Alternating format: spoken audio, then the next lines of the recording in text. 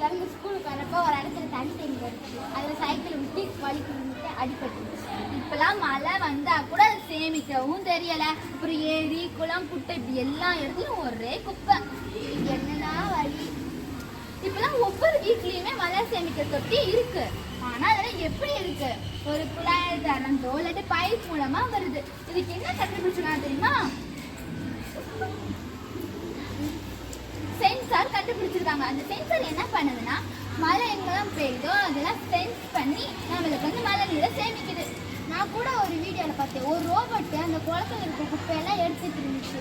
நீ அது ரோபோட்டு தான், ஆனால் அதை எப்படி இருக்குன்னா ஒரு பக்கெட் சைஸில் இருக்கும். அதை என்ன பண்ணுன்னா அது ஒரு ப்ரெஷர் பண்ணி குப்பையை தண்ணி எடுத்து வரும்.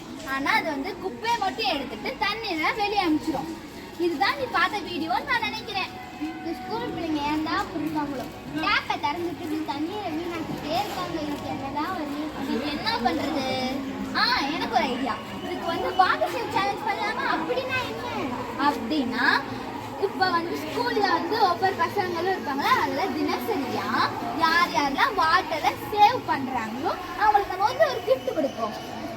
இப்படின்னா மழை இப்போ தண்ணியை நம்ம சேமிக்கலாம். இப்படிதான் இவ்வளோ டெக்னாலஜி வளர்ந்துருச்சு. இதை நம்மளும் ஒரு 4 பேர் சொல்லி மழை நீரை சேமிப்போமா? நன்னீரை சேமிப்போம். மழை நீரை சேமிப்போம், நிலத்தடி நீரை